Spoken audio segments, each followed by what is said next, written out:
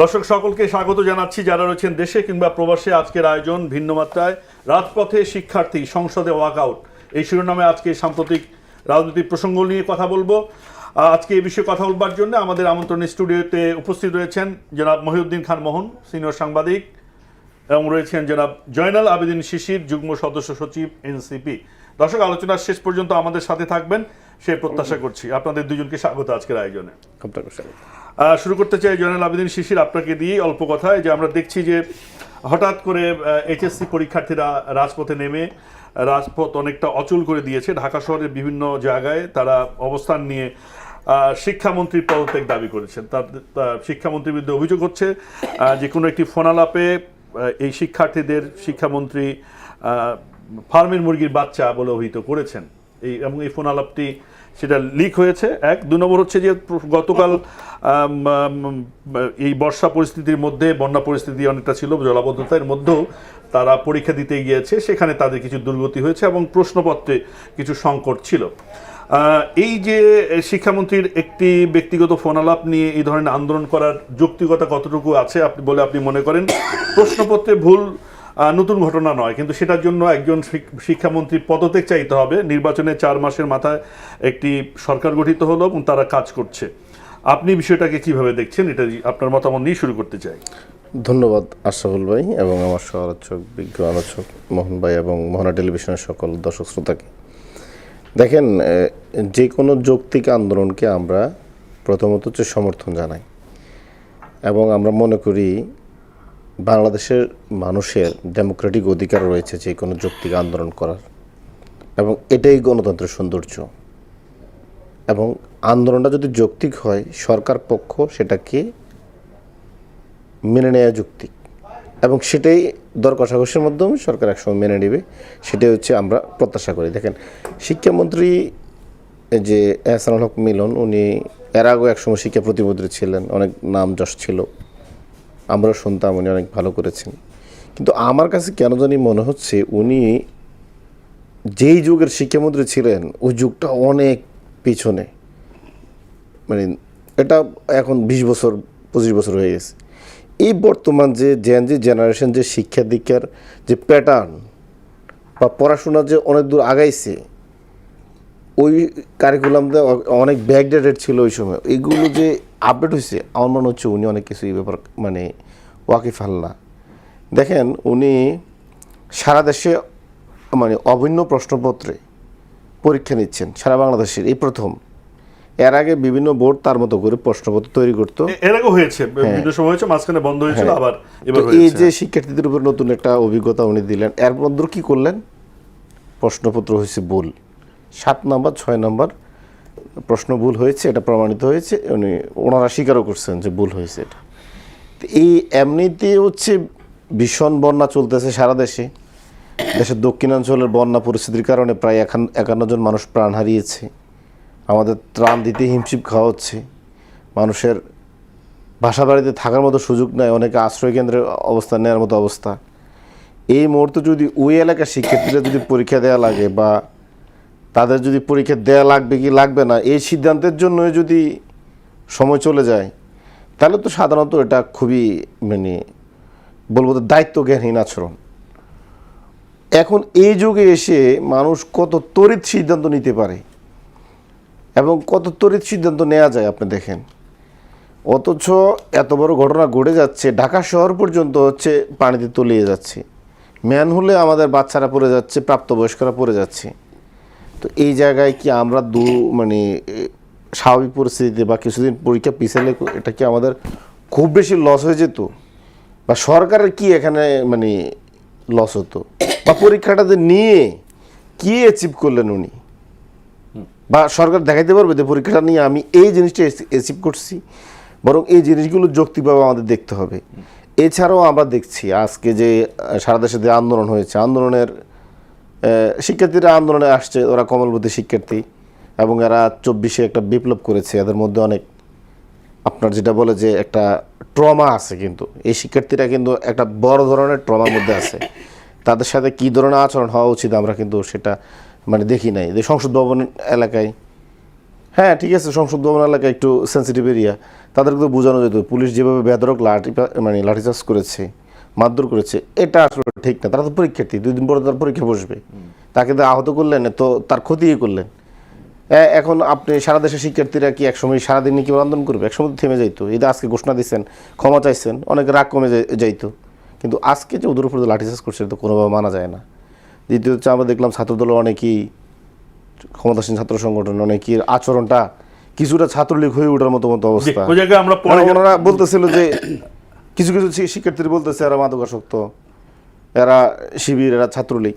আচ্ছা, ওই জায়গায় আমরা পরে যাবো, যেখানে ছাত্রদলের কি ভূমিকা। আমরা দেখেছি যে আপনাদের এনসিপির আপনারাও নেমেছেন, তাদের সাথে সংহতি প্রকাশ করেছেন। একভাবে বিরোধী পক্ষ থেকে অভিযোগ এসেছে যে আপনারা এটা উস্কানিও দিচ্ছেন। আপনারা সেই আলোচনার রাজনৈতিক প্রভাব প্রতিক্রিয়াটা আমরা পরে আসবো। আমি এক বাক্যে বলি, আপনাকে ধন্যবাদ। যে কোনো যৌক্তিক আন্দোলনে আমাদের সমর্থন থাকবে।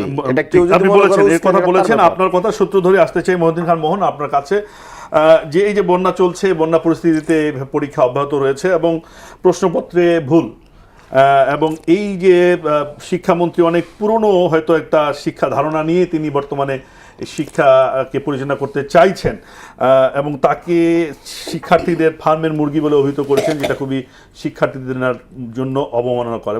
এ কারণেই তারা সঙ্গত কারণেই শিক্ষামন্ত্রী পদত্যাগ দাবি করছে। আপনি কিভাবে দেখছেন? ধন্যবাদ। আমি মেজাজ আমার অত্যন্ত খারাপ। যমুনা ফিউচার পার্কের পাশ থেকে আসতে আমার যে পরিশ্রমটা করতে হচ্ছে, সারা জীবনে আমাদের এত পরিশ্রম আমার করতে হয় নাই। তারপরে ভাগ্য ভালো যে আপনার টকশোটা আমি ধরতে পারছি। দেখুন, প্রশ্নপত্রে অনেক সময় ভুল থাকে। এক প্রশ্নের পরিবর্তে আরেক প্রশ্নপত্র দেওয়া হয়ে গেছে অনেক সেন্টারে, এরকম রেকর্ডও আছে। আজকে তো বিজ্ঞান দিয়ে দিছে ভূগোলের প্রশ্ন হয়, ওটা সংশোধন করার ব্যবস্থা আছে। প্রয়োজনে পরীক্ষাটা বাতিল হয়ে যাবে, ওই পরীক্ষাটা বাতিল হয়ে যাবে পার্টিকুলার। এটা নিয়ে রাজপথে বিশৃঙ্খলা সৃষ্টি করে মানুষের পাবলিক নুইসেন্স যাকে বলে সেটা তৈরি করা তো হয় না। আপনার যদি শিক্ষামন্ত্রী এখন তার বউকে কিছু বলে টেলিফোনে, সেটা ফাঁস হয়ে যায়, নারী জাতি কি সেই জন্য রাজপথে মিছিল করবে? হ্যাঁ, মানুষের প্রাইভেসি বলে কিছু থাকবে না।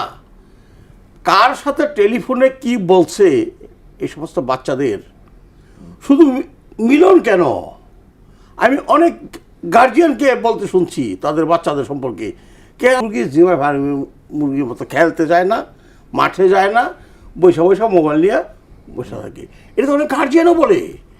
তো মিলন ওই কথাটা যদি কারোর সাথে কনভারসেশনে বলে থাকে, সেই কনভারসেশনটা যদি লিক হয়ে থাকে, এবং কোনো মহাভারত অশুদ্ধ হয়ে যায় নাই যে রাজপথ অবরোধ করে মানুষকে কষ্টে ফেলতে হবে, তাও এই বৃষ্টির মধ্যে। তুমি কে আমি কে, ফার্মের মুরগি, এই যে তোরা নিজেরাই তো বলতেছিস ফার্মের মুরগি, তোরা নিজেরাই ফার্মের মুরগি হয়ে গেছিস। মিলনের পদত্যাগ চাষ, আচ্ছা মিলন পদত্যাগ করলো, মন্ত্রী কি তোরা হবি? তোদেরকে করবে না, যে হবে সে সব সমস্যার সমাধান করে ফেলবে। সরি, আমাদের দেশের একটা ট্র্যাডিশন হইল মন্ত্রণালয় ভুল করুক, মন্ত্রী ভুল করুক, কোনো বিভাগ ভুল করুক, বা একটা বিশ্ববিদ্যালয় ভুল করুক, মন্ত্রী পদত্যাগ চাইব কেন? মন্ত্রী পদত্যাগ করলেই কি সব সমস্যার সমাধান হয়ে যাবে? না, সমস্যাটার মূলে যেতে হবে, সমাধান করতে হবে। যেই পরীক্ষা নিয়ে এত হইচই, আমার কথা হইল, এটা আমার প্রস্তাবই বলতে পারেন, বাংলাদেশে কোনো পরীক্ষা আর হবে না। ছেলেরা একটার পর একটা ক্লাস দিয়ে মাস্টার্স পর্যন্ত সার্টিফিকেট দেওয়া হবে, কারণ চাকরি তো পাবি ঘুষ দিয়া, মেধায় তো চাকরি পাবি না। অটো পাস, হ্যাঁ, ওদের তো মেধা নাই। মেধাবী ছেলেরা এই সমস্ত করে নাকি? না, প্রশ্ন এটা আপনি করতেই পারেন যে মেধাবীরা করে, কিন্তু এর মধ্যে তো অনেক মেধাবী না, থাকতে পারে। নিশ্চিত হলেন এই যে দশচক্রে ভগবান ভূত একটা কথা আছে না, এই সমস্ত ছেলেপেলেদের কারণে মেধাবী ছাত্ররা অবমূল্যায়িত হয়, শিক্ষার্থীরা অবমূল্যায়িত হয়। আপনার হয়তো খেয়াল নাই, আমার খেয়াল আছে। 1972-তে যারা গ্রাজুয়েশন করছে বাংলাদেশে, বিদেশের কোনো বিশ্ববিদ্যালয়ে তাদেরকে অ্যাডমিশন দেয় নাই। মুক্তিযুদ্ধের পরের বছর, হ্যাঁ, কোনো বিশ্ববিদ্যালয়ে তাদেরকে অ্যাডমিশন দেয় না, একেবারে ক্যাটাগরিক্যালি না করে দিয়েছিল যে 72 সালে গ্রাজুয়েশন করা ছেলেদের কোনো বিদেশি বিশ্ববিদ্যালয়ে ভর্তি করবে না। এই জন্য আমার বড় ভাইয়ের এক বন্ধু সে বছর পরীক্ষায় ড্রপ করে দিল না। এখন আপনি বলেন এই যে ছেলেপেলেরা খাতাপত্র ফালায়া থুয়া রাজপথে নাই না বিশৃঙ্খলা সৃষ্টি করলা, ভাঙচুর করবা, আমি পুলিশ ওদের উপরে মানে আক্রমণ করেছে বা লাঠিচার্জ করেছে, সেটাকে আমি ন্যায়সঙ্গত মনে না করলেও আমার প্রশ্ন একটাই, পুলিশ কি করতে পারে? পুলিশের সামনে যদি একটা সাধারণ মানুষ নিগৃহীত হয়, পুলিশের সামনে যদি একটা জাতীয় সম্পদ ক্ষতিগ্রস্ত হয়, পুলিশের দায়িত্বটা কি? শান্তি শৃঙ্খলা রক্ষা করা। আর শান্তি শৃঙ্খলা রক্ষা করতে হলে যারা আগ্রাসী ভূমিকা নিয়ে রাস্তায় আসবে তাদেরকে তো মোকাবিলা করতে হবে পুলিশকে। পুলিশকে পুলিশ কি করবে? পুলিশের অ্যাকশনে যাবে মানে জানমালের নিরাপত্তার জন্য। এটা আসলে ক্ষমতার কাঠামোয় গেলে কি উপলব্ধিতে আসে? না, সব সময় মানে আপনি ধরেন এর আগে যারা ফ্যাসিস্ট সরকারের হিসেবে শেখ হাসিনাকে মানে বাধ্য করেছে, তখনও কিন্তু তারা বলেছে জানমালের রক্ষার জন্যই তারা ব্যবস্থা নিয়েছে। এটা সব সরকার বলবে একেবারে যখন থেকে মানে সরকারি ব্যবস্থা চালু হয়েছে পৃথিবীতে, সরকার ব্যবস্থা, তখন থেকে সরকারে যারা থাকে তারা একই বয়ান দেয় বিভিন্ন স্টাইলে। ডেমোক্রেটিক কান্ট্রি সরকার একরকম দেয়, সোশ্যালিস্ট কান্ট্রি সরকার একরকম দেয়, আবার ইসলামিক কান্ট্রি যেগুলো আছে সেগুলো বয়ান একরকম দেয়, কিন্তু বয়ানগুলো যদি আপনি একখানি করেন একই রকম দেখেন। জয়নাল সিসি যেটা বলছে আরো সংবেদনশীলতার সাথে এই বিষয়টাকে মোকাবেলা করা যেত কিনা, মানে এখনকার যুগে একটা প্রম্পট সিদ্ধান্ত নেওয়ার একটা সময় নেওয়া যেতে পারত। এই যে শিক্ষার্থীরা 24-এর একটা ট্রমা কাজ করছে তাদের উপরে, আপনার যেই কটা জেলায় বন্যা হয়েছে সেখানে কতটা মানে গভীর ক্ষত সৃষ্টি করছে, কতটা জনজীবন ব্যাহত হয়েছে, এগুলো ডাটা পাইতে একটা সময় লাগে। নাকি কোন ফায়া কোন বলে দিলাম হয়ে গেল। আল্লাহর যে ঐশ্বরিক শক্তি সেটা তো মানুষের নাই, তাদেরকে চিন্তা ভাবনা করে গভর্নমেন্টকে কাজ করতে হবে, পদক্ষেপটা নিতে হবে। আমার মনে আছে আমি যখন ইন্টারমিডিয়েট পরীক্ষা দিই 1977 সালে, এদের তখন জন্মই হয় নাই, হয়তো এদের বাবা বিয়েও করে নাই। 2টা পরীক্ষা আধা ঘন্টা পরে নিতে হয়েছে আমার পরীক্ষা কেন্দ্রে, আমার শ্রীনগর উপজেলার কলেজে, ডিউ টু রেইনফল, বৃষ্টির জন্য, প্রচণ্ড বৃষ্টি, যেতে পারছি না।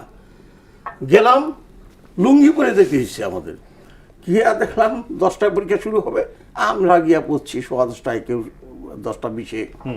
স্যার আসলেন, এখন কি করবো, তোমার পরীক্ষা তো আধা ঘন্টা চলে গেল। আপনার ইচ্ছা স্যার, আপনি যা খুশি। আপনি কেন্দ্র প্রিন্সিপাল স্যারকে বললাম, আপনি তো কেন্দ্র সচিব, আপনার সিদ্ধান্ত, আপনি এখানে বোর্ড চেয়ারম্যান।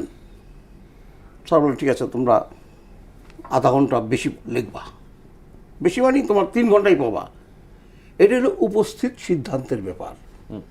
বোর্ড থেকে যদি কৈফিয়ত তলব করতো আমাদের সেই স্যার নিশ্চয়ই বলতেন কেন পরীক্ষা দিতে দেরি হয়েছে। ধন্যবাদ মোহন ভাই, একটু আসবো। এগুলো সিদ্ধান্তের ব্যাপার, সিদ্ধান্তটা তড়িৎ নিতে হয়, এটা সত্য। তবে তড়িৎ নিতে গিয়ে আবার দ্বিতীয় ভুলটা যাতে না হয় সেটাও দেখতে হবে।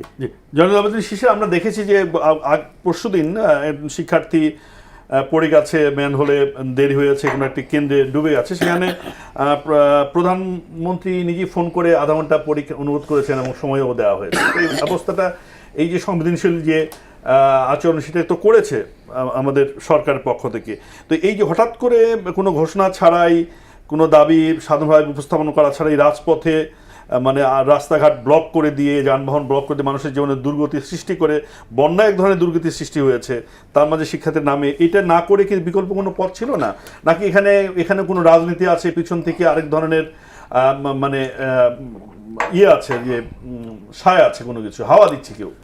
দেখেন, আমি মানে বারবারই জিনিসগুলো বলি। দেখেন, এখানে আসলে আমাদের যে জেনারেশনের সাথে মানে ভাইয়ের প্রতি শ্রদ্ধা রেখে বলি, বা বিএনপির যারা এখন লিডিংয়ে আছেন, এমপি মন্ত্রী বা দলেরও যারা সাংগঠনিক দায়িত্বে আছেন, তাদের আসলে তাদের সাথে আমাদের মনস্তত্ত্বের একটা বিশাল ফারাক আছে। ফারাকটা কোথায়? ফারাকটা দেখেন, আমি আপনাকে বলি, আমি শেষ করি।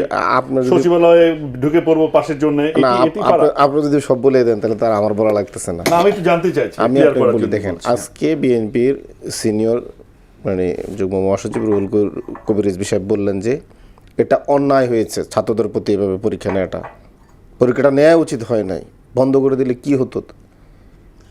ওনারা কিন্তু আজকে কিন্তু রিয়েলাইজেশন করতে পারছেন, যখন বাচ্চারা যখন খেপে গিয়েছে বা তাদের রাগটা যখন তারা উদ্গীরণ করলো, এখন যদি এই কাজটা যদি ওনারা আগে করতেন তাহলে তো এই আন্দোলনের প্রশ্নে আসে না। এখন আন্দোলন যখন ছাত্ররা করতে আসে তখন যে আপনি এটার মধ্যে ষড়যন্ত্র খোঁজেন, কোন পক্ষ ঢুকছে এটা চিন্তা করেন। হ্যাঁ, আপনি যদি আপনার ম্যানেজমেন্ট দুর্বল হয়, ডুববে তো আরেকজন, আপনি তো সুযোগটা আপনিই দিচ্ছেন। এখন পরীক্ষায় তো আপনি তো পরীক্ষা বন্ধ করেন নাই এই প্রাকৃতিক দুর্যোগে, যা বন্ধ না করার কারণে এর মধ্যে করছেন পরীক্ষা প্রশ্নপত্র ভুল। চট্টগ্রাম বোর্ডে বন্ধ করা হয়েছে, হ্যাঁ, suspend করা হয়েছে। সেটা সারা দেশে তো অবস্থা খারাপ। তাহলে আপনি এর মধ্যে তারপরে তো আন্দোলন আসছে নাকি আপনার পরীক্ষাও বন্ধ করছেন বা প্রশ্নপত্র ভুল হয় নাই, তারা বিনা মানে কারণে বা সম্পূর্ণ অযৌক্তিকভাবে তারা আসে নাই তো। আজকে আবার আপনি নিজের আজকে পার্লামেন্টও স্বীকার করলেন যে আপনাদের ক্ষমা করে দেওয়া উচিত, যা হয়েছে আপনারা এর জন্য ক্ষমা প্রার্থী। তার মানে কি, আপনারা যে গত 3-4 দিন ধরে শিক্ষার্থীদের সাথে আপনারা অন্যায় করছেন এটা আপনারা স্বীকার করে নিলেন, সাংগঠনিকভাবেও স্বীকার করলেন, সরকারিভাবে আপনাদের গভর্নমেন্টও স্বীকার করলো এবং পার্লামেন্টে স্বীকার করলেন। তো এটা এখন কেন করতেছেন? আপনি যে শিক্ষার্থীদের ফার্মে মুরগি বললেন, আচ্ছা বললেন ভালো কথা, এখন আপনার তো বোঝা উচিত এই শিক্ষার্থীদের, আমি যেটা বললাম যে তাদের ভিতরে একটা ট্রমা আছে, এই শিক্ষার্থীরা এই ফার্মের মুরগিরাই আপনাদেরকে মুক্ত করে আনছে। তাদের এই ছোট ছোট মাসুম বাচ্চারাই হেলিকপ্টারের সামনে মানে যখন স্নাইপাররা গুলি করে তাকে বুক পেতে দিয়েছে। আপনাদেরকে লন্ডন থেকে নিয়ে আসছে, আপনাদেরকে এমপি বানাইছে, মন্ত্রী বানাইছে, আপনাদের যে জেলে ছিলেন তাদেরকে মুক্ত করে নিয়ে আসছে। আপনার জেল থেকে বেরিয়ে বলছেন এই মাসুম বাচ্চারা আবাবিল পাখির মতো জীবন দিয়ে আমাদেরকে মুক্ত করছে, হু হু করে কান্না করছেন। তো ওই সময় তো ফার্মে মুরগি ছিল, এখন তাদেরকে ফার্মে মুরগি বলে তাচ্ছিল্য করেন, কিন্তু তাদের তো লাগে, কেন লাগে? এই লোকগুলোরও তো আমরা 2 বছর আগে আমরা এদেরকে মুক্ত করলাম, তাহলে আমরা কাদের জন্য করলাম? এখন 2 বছর আগে যখন তারা রাস্তায় নামছিল তখন আপনার কাছে মনে হয়েছে এটা খুব ডেমোক্রেটিক, বিশৃঙ্খলা মনে হয় নাই, জীবন দেওয়াটাকেও আপনি খুব মানে গৌরবান্বিত করে দেখছেন। এখন যখন তার কোথাও স্বার্থ ক্ষুণ্ণ হয়, সে স্বার্থের জন্য রাস্তায় নামে, তখন আপনার কাছে এটা খুব অপছন্দনীয় মনে হয়।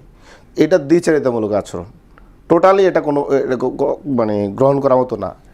বরং শিক্ষার্থীদের অধিকার ক্ষুণ্ণ হয়েছে, তারা রাস্তায় নামছে, এটাকে ডেমোক্রেটিক মনে করা উচিত এবং আন্দোলন ফেস করা শিখতে হবে সরকারকে, এবং গণতান্ত্রিক সরকারকে আরও বেশি আন্দোলন ফেস করা শিখতে হবে। আন্দোলন আসলে এটাকে আওয়ামী লীগের মতো যুবলীগের মতো এটা হ্যান্ডেল করার ওই ধান্দা থেকে, ওই চিন্তা থেকে 1000 মাইল দূরে থাকতে হবে। কারণ আমি আপনাকে বলি, পৃথিবীর কোন ডেমোক্রেটিক রাষ্ট্রে আপনার আন্দোলন হবে না? তা আন্দোলন না হলে তো রাষ্ট্রই না। না, ঠিক আছে, আন্দোলন মানে কি যে রাস্তাঘাট বন্ধ করে দিয়ে দুর্ভোগ সৃষ্টি করে করা? আন্দোলনের তো নানা ফর্ম আছে। আপনি আরেক ধরনের ফর্মে যেতে পারতেন, মানে আপনার একেবারে শিক্ষামন্ত্রীর পদত্যাগ কেন, মানে একটু হার্ড লাইনে কেন? সেই প্রশ্নটাই হচ্ছে যে, আর যেটি বলছেন যে তাদের ট্রমা আছে, ঠিকই আছে, বা তারাই মন্ত্রীদের বানিয়েছে, তাদের বিদেশ থেকে ফিরে নিয়ে এসেছে, কিন্তু এর মানে এই যে তাদেরকে এক ধরনের কনসেশন দিতে হবে, যে অটো পাস দিয়ে পাস করে দিতে হবে, তাদের প্রশ্নপত্রটা সহজ করে দিতে হবে, লেখাপড়া না করলেও চলবে। তাদের তো শিক্ষার্থী, তাদের তো ধাপে ধাপে একটা জায়গায় যেতে হবে। আমি আপনাকে বলি, শোনেন, তারা কি বলছে নাকি তাদেরকে অটো পাস দেওয়ার জন্য? কই, আমি তো এরকম শুনি নাই। বিচ্ছিন্ন কথা দিয়ে একজন বলে থাকতে পারে, সেটা কিন্তু সারা দেশের শিক্ষার্থীরা এবার বলে না। এদের মধ্যে কেউ বলেছে না পরীক্ষার আরো সময় পিছাতে হবে, আমরা প্রস্তুত নই, পরীক্ষা পিছানো হোক, এই দাবিও তো আছে। অটো পাস নিয়ে আমরা আমি আপনাকে বলি, সচিবালয়ে ভেঙে ঢুকতে দেখেছি। আমি আপনাকে বলি, বাংলাদেশের রাজনৈতিক দলগুলো এই দেশের শিক্ষার্থীদের সাথে যে পরিমাণ অবিচার করেছে, তাদের শিক্ষা জীবন ব্যাহত করেছে, আর কেউ কি করেছে? আমি নিজে ব্যক্তিগতভাবে বিএনপির হরতালের কারণে 2012 সালে আমার পরীক্ষা পিছাইছে না? তো এই জন্য বিএনপির কারণে আমি তো তখন সাফারার হয়েছি, যদিও বিএনপির ওই যৌক্তিক আন্দোলনে আমার ব্যক্তিগত সমর্থন ছিল, কিন্তু তারপরে তো আমি ক্ষতিগ্রস্ত হয়েছি। বাংলাদেশের রাজনৈতিক দলগুলো এরকম কত শিক্ষার্থীদের পরীক্ষা শিডিউল পিছাইছে না? তাদের স্বার্থে পিছাইছে। সরকারি দলও পিছাইতো, মানে শিক্ষার্থীরা যাতে বিরোধী দলের উপর রাগ করে, বিরোধী দলের বিপক্ষে যায়, আর বিরোধী দলও তো আরো খুশি হইতো, সব বন্ধ করে দিছি, কলাপস করে দিছি সব। এখন আমি আপনাকে বলি, শোনেন, ওনারা ওনাদের যখন স্বার্থে যাইবো রাজনৈতিক দলগুলো বা যারা ক্ষমতাসীন ছিল বা এখন আছে, তারা তখন এটা খুব ভালোভাবে এনজয় করে। আর যখন নিজেরা নিজেদের স্বার্থে যায় না, তখন এটা অযৌক্তিক মনে হয়। যখন আপনারা হরতাল দেন শিক্ষার্থীদের পরীক্ষা শিডিউল মাঝখানে, তখন তো আপনারা কখনো যৌক্তিক অযৌক্তিক চিন্তা করেন না। আজকে শিক্ষার্থীরা রাস্তায় নামছে, রাস্তা একটু বন্ধ হয়ে গেছে, এই জন্য আপনার এত কষ্ট, তো আপনারা হরতাল দেন, জ্বালাপোড়া করে দে, ওইটা কি জনজীবনে তখন রাস্তাঘাট কি খোলা ছিল? আপনারা রাস্তাঘাট অবরোধ করতেন না? অবরোধ না করে হরতাল করতেন? জি, ধন্যবাদ শিশির। কিন্তু যে প্রশ্নটি আমি করলাম, হয়তো আপনি সেটা বলবেন। মহিউদ্দিন খান মোহন, প্রশ্ন নেই, মানে আপনি সোহেল আহমেদ শিশিরের প্রেক্ষিতে কিছু বলবেন কিনা যে জি সমালোচক সাহেব বললেন যে পুরনো যারা রাজনীতি করে আসছে, এখন মন্ত্রী টন্ত্রী হয়েছে, এমপি হয়েছে, তাদের সাথে বর্তমান প্রজন্মের একটা মনস্তাত্ত্বিক এটা চলে না এখন পুরানগুলি, তাহলে এই পুরানগুলি বিদায় করে দেন, উড়ির চরে পাঠাই দেন সবগুলারে। যারা সিনিয়র আছি আমরা উড়ির চরে পাঠাই দেওয়া দেশটা আপনারা দখলে নিয়ে দিয়ে কী করতে পারেন। সেটা তো একটা প্রক্রিয়ার মধ্যে যেতে হবে। রাখেন সাহেব, ফুটবল খেলে কয়জন? 11 জন। ক্রিকেট খেলে 11 জন। তারা ম্যাক্সিমাম এবার এই মেসির বয়স 39 আর সব 20-22। ক্লাবগুলো চালায় কারা? সব সাদা চুল। অভিজ্ঞতা ছাড়াই আপনারা রাষ্ট্র চালাবেন এই সময় বাচ্চা বাচ্চা পোলাপান দিয়া? হ্যাঁ, এক সময় ওই আফগানিস্তান দখল করছিল ডাকাত বাচ্চা ছাকাও, তারপরে সেখানে সে একটা রাজবংশ প্রতিষ্ঠা করে। আপনারা আবার কোন বাচ্চা বসাইবেন রাষ্ট্র ক্ষমতায়? আজকে যারা ওয়াকআউট করেছেন সংসদ থেকে, কারা করেছেন আমি জানি না, ঠিক আমি তো মোটরসাইকেলে ছিলাম। জামায়াত করেছে নাকি? করেছে, গতকাল হ্যাঁ। করেছে। জামায়াত যদি ওয়াকআউট করে থাকে, জামাতের উদ্দেশ্যে আমার বক্তব্য হলো এই সিচুয়েশন আপনারা ক্ষমতায় গেলেও হতে পারে, তখন কি হবে? তখন কি হবে? ফট করে বাচ্চা পোলাপানের একটা কর্মকাণ্ডকে সমর্থন করে আপনি সংসদ থেকে ওয়াকআউট করে ফেলবেন, ন্যাশনাল ইস্যু বানিয়ে ফেলবেন, এটা তো রাজনীতি না। আপনি সরকারের যৌক্তিক আন্দোলনে সংহতি প্রকাশ করা গণতান্ত্রিক অধিকার এবং সেটি গণতন্ত্র শক্তিশালী হয় তাতে। সংসদে আপনি বিরোধী দল, ডেমোক্রেটিক যেটা পার্লামেন্টারি ডেমোক্রেসিতে বিরোধী দল is part of the government, সরকারের কিন্তু অংশ। তাকে সেভাবেই অ্যাক্ট এবং রিয়্যাক্ট করতে হবে বিরোধী দলকে, নাকি? এখন বলেন, যদি রিজভির একটা ক্লিপ আমি দেখলাম, সত্য মিথ্যা জানি না, এখন আমি ইউটিউবের ক্লিপে বিশ্বাস করতে পারি না, উচিত হয় নাই। বিং এ মিনিস্টার, ক্যাবিনেট মিনিস্টারের মর্যাদায় অধিষ্ঠিত একটা লোক সরকারের সিদ্ধান্তের বিরুদ্ধে কথা বলে কিভাবে? ওকে তো আজকেই এক্সপ্লেন করা উচিত তারেক সাহেবের, তার অ্যাডভাইজারি কাউন্সিল থেকে। সরকারের ভিতরে থেকে যদি বলে এটা ঠিক হয় নাই, অন্যায় হয়েছে, তাহলে ওর তো সরকারের বাইরে গিয়ে বলা উচিত রিজভির। না, সরকারের ভিতর থেকে কি অন্যায়টা হলে অন্যায় বলা যাবে না? না, বলা যাবে না, প্রকাশ্যে বলা যাবে না। সে ভেতরে প্রোটেস্ট করবে, এটা করা ঠিক হয় নাই, আমাদের মধ্যে সংসদের হওয়া উচিত। আর ভাই, আমি তো পলিটিক্স করেছি 38 বছর শুধু বিএনপি করছি, এখন সে না করি না, 10 বছর ধরে আমরা কোনো রাজনীতি করি না। আমরা জানি সরকারের কেন্দ্রবিন্দুর খুব কাছাকাছি ছিলাম, কোনটা বাইরে বলা যাবে, কোনটা বাইরে বলা যাবে না, কোনটা ভেতরে বলা যাবে, সেগুলো তো আমরা জানি। এগুলো প্র্যাকটিস আমরা করে এসেছি, পড়েছি, না পড়ে তো আর রাজনীতি করি নাই। তো রিজভি সামনে নাকি স্ট্যান্ডিং কমিটির মেম্বার হবে, সে বলছে, শুনি আমরা। সেই একটা লোক বলে সরকারের এটা উচিত হয় নাই, তারপরে সে কোন লজ্জায় মন্ত্রিসভায় থাকে, অ্যাডভাইজার কি মন্ত্রী হিসাবে? পদত্যাগ করা উচিত তার আগে। আপনি বলেছেন যে আসলে যে ভিডিও ক্লিপ সেটি সত্য মিথ্যা কিনা আমি জানি না, ওরা বলে নিচ্ছি আগে। হ্যাঁ, কারণ বিশ্বাস করি না, যে অনেক সময় বিশ্বাস করতে পারি না সত্য না মিথ্যা। তো যার ফলে এখন আপনি কি বলবেন? বিশৃঙ্খলাকে কোনোদিনই সমর্থন করা যাবে না। শিশির সাহেব যেটা বললেন যে বিএনপি আন্দোলন করেছে, যখন হরতাল দিয়েছে, তাদের হরতাল কিন্তু পূর্ব ঘোষিত। কমপক্ষে 3 দিন আগে ঘোষণা দেওয়া হয়তো অমুক দিন হরতাল, ওইটা লক্ষ্য করে সেটা বিএনপি ক্ষমতায় থাক আর আওয়ামী লীগ ক্ষমতায় থাক, ওই সরকার সিদ্ধান্ত নিত পরীক্ষাটা হবে কি হবে না, বাতিল করতো। কিন্তু হুট করে আপনি রাস্তায় নেমে পড়বেন, যানজট সৃষ্টি করবেন, মানুষ মানবেন না, গরু মানবেন না, যা খুশি তাই করবেন। এই যে সমস্ত ছেলেমেয়েদের কোনো পলিটিক্যাল জ্ঞান হয় নাই, আমি মনে করি কোনো জ্ঞান হয় নাই। পলিটিক্যাল জ্ঞান হয়নি, তারাই তো ফ্যাসিস্টকে তাড়িয়েছে। আরে ভাই রে ভাই, আপনাদের ক্ষমতায়, একটাই তো আপনাদের ক্ষমতায় বসিয়েছে। হ্যাঁ, ওরা বসাইছে, ও তো ভোটই নেব। যেই কটা এবার আন্দোলনের নামছে, ওদের কোনো ভোটই ছিল না। না 24-এ তো তারা আন্দোলন করেছে, যেটা বলছে 26 ভোট হয় নাই, যেখানে খবর নিয়ে 18 বছর লাগে ভোট দিতে। আন্দোলন করে তো মানে সেটা করছে, আসার পথকে সুগম করেছে। তার মানে কি 1971 সালের যুদ্ধের সময় ছাত্রলীগ যুবলীগের প্লাবন যুদ্ধ করে নাই, ও যুবলীগ তো পরে হয়েছে, ছাত্রলীগের প্লাবন যুদ্ধ করে নাই, তাই দেশটা রাজাকে দিয়ে দিতে হবে, দিয়েছিল কিছুটা, দিয়েছিল, এবং শেখ মুজিবুর রহমান সেটার ফল ভোগ করেছেন। জি, বিশৃঙ্খলা, অনিয়ম, লুটপাট এমন হয়েছে যে বঙ্গবন্ধু শেষ পর্যন্ত নিজেই স্বীকার করছেন যে এই চোরের খনি কোত্থেকে আসলো। সুতরাং আপনি যাকে দিয়ে কাজ করাবেন তাকে মাথায় তুললে চলবে না, আপনাকে তার ন্যায় অন্যায় এটা আপনাকে জি, সঠিকভাবে মোহন ভাই, বিচার করতে হবে। ধন্যবাদ। আমাদের বিরতিতে যেতে হচ্ছে, কিন্তু শেষ কথা যে মাথায় তুলে চলবে না। জয়নাল আবেদিন শিশির, আপনার কাছে এই প্রশ্নটি পরে আসবো যে আসলে শিক্ষার্থীদেরকে আমরা মাথায় তুলে ফেললাম কিনা, বা এইভাবে এক ধরনের ছাত্র তুষ্টিমূলক কথা আপনারা বলে তাদেরকে এক ধরনের মূল জায়গা থেকে সরিয়ে দিচ্ছেন কিনা। ক্ষমতায় আপনাদের ছাত্র প্রতিনিধিরাও গিয়েছিল অন্তর্বর্তীকালীন সরকারের সময়ে ভিতরে, এবং তারা ভালো কিছু দেখায়নি, এবং অনেকে মনে করছেন যে ডক্টর ইউনূস কখনো ছাত্রদের বলেনি যে তোমরা বিদ্যালয়ে যাও, লেখাপড়ায় ফিরে যাও। এটি নিয়েও কথা আছে। তাহলে শিক্ষার মান, শিক্ষা যদি না থাকে তাহলে রাজনীতিও থাকবে কিনা দেশে, এই প্রশ্ন কেউ কেউ তোলেন। আপনার কাছে আসবো, যাচ্ছি বিরতিতে। দর্শক থাকুন আমাদের সাথেই, আপনাদের সাথে করে আবার আলোচনায় ফিরতে চাই। দর্শক, আমরা ছিলাম ভিন্ন মাত্রার আলোচনায়, রাজপথে শিক্ষার্থী সংসদে ওয়াকআউট, এই শিরোনামে কথা বলছিলাম।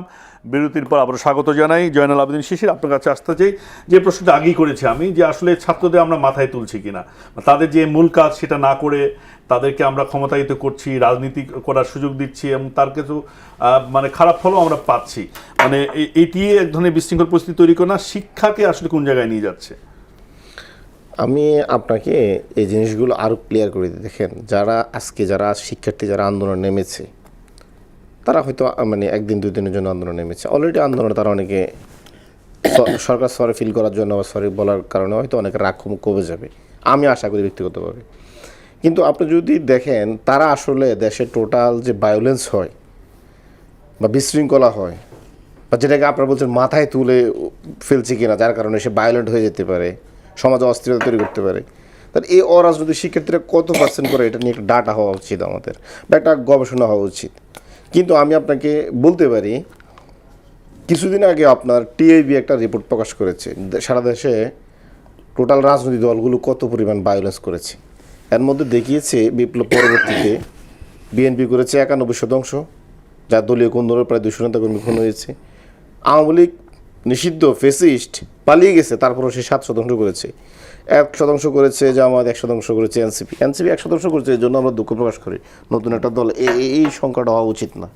এটা আমরা যদি পারতাম আরও কন্ট্রোল করা উচিত ছিল। কিন্তু আপনি দেখেন, অরাজনৈতিক শিক্ষার্থীরা কি আসলে ভায়োলেন্স করেছে? কিন্তু আপনি যদি দেখেন, তৎকালীন ক্ষমতাসীন ফেসিস্ট ছাত্র সংগঠন ছাত্রলীগ যত ভায়োলেন্স হতো তাদের সাথে, সাধারণ শিক্ষার্থীদের, ছাত্রদলের হতো, শিবিরের হতো, বামদের হতো, সাধারণ শিক্ষার্থীদের হতো। এখন আপনি যদি দেখেন, বেশিরভাগে ভায়োলেন্স হয় কার সাথে? ক্ষমতাসীন ছাত্র সংগঠনের দুই গ্রুপে, আর মাঝে মাঝে হয় শিবিরের সাথে, কোথাও কোথাও আমাদের ছাত্রশক্তি নেতাকর্মীদের উপর হামলা করে। সাধারণ শিক্ষার্থীরা কিন্তু দুই গ্রুপের মধ্যে কোথাও ভায়োলেন্স করে না। সুতরাং আপনি যদি মনে করেন যে তাদেরকে খুব মাথায় তুলে নিয়ে আসছেন, তাহলে তো আমি বলবো যে আগে যারা ভায়োলেন্স করে তাদের তাহলে আগে পানিশমেন্ট নিয়ে আসেন। সাধারণ নাকি আসলে সাধারণ?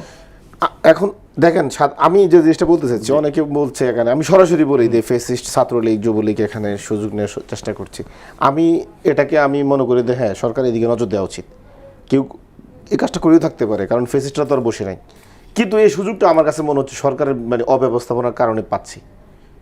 এবং আমরা তো কখনো চাইবো না যে এখানে ফেসিস্টটা কোনোভাবে এখানে বড় ধরনের বিশৃঙ্খলা তৈরি করুক, শিক্ষার্থীর ঢাল হিসেবে ব্যবহার করুক। কিন্তু যদি আপনি মোটা থেকে আবার তাদেরকে সবারই আবার ছাত্রলীগ ট্যাগ দেন, ফেসিস্টদের তার দোষর বলেন, তখন কিন্তু আবার ব্যাকফায়ার করবে।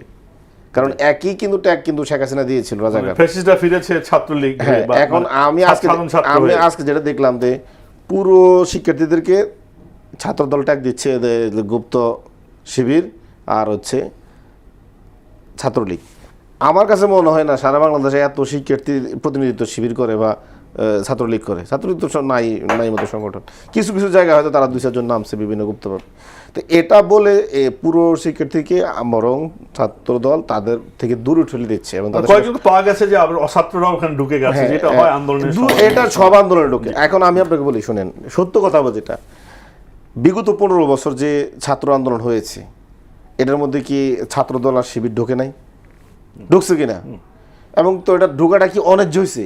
অবশ্যই ন্যায্য হয়েছিল। কারণ বিগত ফেসিস্ট সরকারের সময় ছাত্ররা যৌক্তিক আন্দোলন করেছে, ছাত্রদল ছাত্রলীগ যদি ঢুকছে, যেটা অবশ্যই তো আন্দোলনের সংগতি জানাইছে, ঢুকছে, প্রকাশ্যে ঢুকছে, অপ্রকাশ্যভাবে ঢুকছে, এবং সেটা যৌক্তিকে হয়েছে, কারণ শিক্ষার্থীদের পক্ষে হয়েছে। এখন যদি আপনার কোনো সংগঠন যদি ভায়োলেন্স করতে চায়, সেটা হচ্ছে হয়তো সরকার দায় নেই, মানে তাদের উপরে নজরদারি করবে, তা যদি কেউ আইন লঙ্ঘন করে। কিন্তু সমর্থন জানানো, এটাকে আপনি বলতে পারেন না এটা অযৌক্তিক। না, কিন্তু আমি আসি এবার আরেকটা জিনিস বলেছি, আমি যে প্রশ্নটা, মানে শিক্ষা, মানে ছাত্ররা তো মূল কথা, শেষ কথা যে তারা শিক্ষা গ্রহণ করবে, স্কুলে যাবে, তাই না, পরীক্ষা দিবে। কিন্তু যদি পদে পদে এই ধরনের সরকারি নিয়ম নীতির বিরুদ্ধে প্রতিবাদ বা চ্যালেঞ্জ করা হয়, পদে পদে সেটি অমান্য করা হয়, সেটি তাহলে আসলে দাঁড়াবে কিনা, মানে প্রশ্নটা সেটা। আমরা 24শে আগস্টের পরে নানা ঘটনায় কিন্তু আমরা দেখেছি এই জিনিসটা। আমি আপনাকে বলি, শোনেন ভাই, তো একটা জিনিস বললেন, আমাদের এই জায়গায় কিন্তু ঐতিহাসিক অনেক বড় বড় ঘটনা আছে। যদি ধরেন আপনার 1793 সালে যেটা সূর্যাস্ত আইন, ওই সময় কিন্তু হচ্ছে আমাদের মুসলিম জমিদাররা নিপীড়িত হয়েছে, তারা ভিকটিম ছিল। যদি আপনার চিন্তা করেন যে 1905 সালে বঙ্গভঙ্গ হয়েছে, 11 সালে বঙ্গভঙ্গ রদ হয়েছে, তখন কি মুসলিম পলিটিশিয়ানরা নিপীড়িত ছিল। 47-এ গিয়ে আপনি দেখেন আমাদের একদম সিনিয়র পলিটিশিয়ানরা অবদান রাখছে।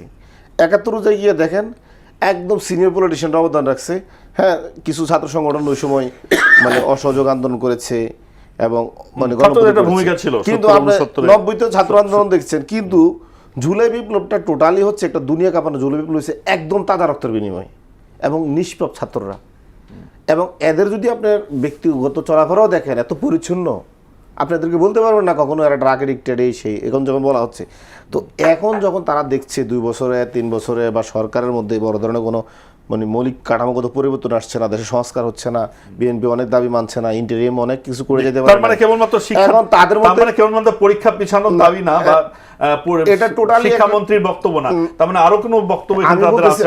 একটা ঘটনা টোটালি একটা আমাদের ছাত্র সমাজের মধ্যে একটা হতাশা কাজ করছে। মোহন ভাই, সমাজের মধ্যে হতাশা কাজ করছে। একটু শেষ করে দিই। দেখেন কেন বলছি এই কথাটা, যে কোনো একটা বড় ধরনের রেভলিউশনের পরে ওই সোসাইটি কিন্তু 10 থেকে 12 বছর কিন্তু আনস্টেবল থাকে। এটা সমাজবিজ্ঞানীদের গবেষণা, আমার ব্যক্তিগত না। ওই সোসাইটিকে স্টেবল হওয়ার জন্য, স্থিতিশীল হওয়ার জন্য আপনাকে কিন্তু সময় দিতে হবে এবং রাজনৈতিক সামাজিক ঐক্য দরকার। সরকার যেটা করছে এটা আমার কাছে মনে হচ্ছে উস্কে দিচ্ছে।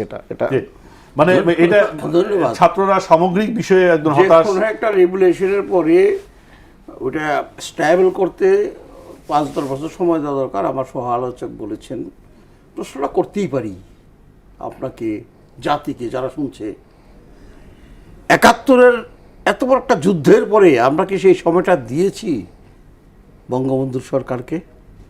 দেন নাই কেন?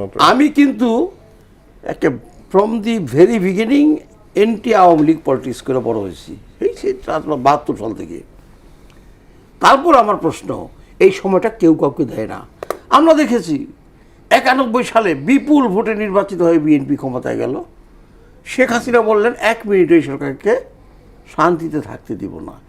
এই যে ক্ষমতাসীন যারা হয়, একটা টার্ম পরিবর্তন হলে তাদেরকে যে কাজ করার সময়টুকু দেওয়া হয় না, চিন্তা ভাবনা করারও সময় দেওয়া হয় না, এই ট্র্যাডিশনটা আমাদের পিছিয়ে নিচ্ছে, বছরের পর বছর পিছিয়ে দিচ্ছে। আর সরকারের সব ধরনের অন্যায়, অবিচার, অপরাধের বিরুদ্ধে প্রথম সোচ্চার হয় ছাত্র সমাজ। এটা অন্তত বাংলাদেশের যে রাজনৈতিক ইতিহাস, সেই ইতিহাস থেকে আমরা শিক্ষা নিতে পারি। 1947-এ পাকিস্তান সৃষ্টির পরে, সৃষ্টির পরে 1952-তে যে ভাষা আন্দোলন হলো, সেটা কিন্তু 49 থেকেই ছাত্ররাই কিন্তু প্রথম মানে অঙ্কুরোদ্গম করিয়েছে এইটার। ফলে 69-এর ছাত্র আন্দোলন সব সময় সরকারের অন্যায় বিচারের বিরুদ্ধে ছাত্র। আজকে বিএনপি সরকারের বিরুদ্ধে, বিএনপি কি সরকার যদি জনমতের বাইরে গিয়ে, জনগণের স্বার্থের বাইরে গিয়ে বা দেশ বিরোধী কোনো সিদ্ধান্ত নেয়, অবশ্যই ছাত্ররা প্রতিবাদ করবে, প্রতিরোধ করবে। তাদের সাথে আমরা যারা গার্জিয়ান আছি তারাও নামবো, কিন্তু সেটা হতে হবে যৌক্তিক। যৌক্তিক হতে হবে, অযৌক্তিক ভাবে না।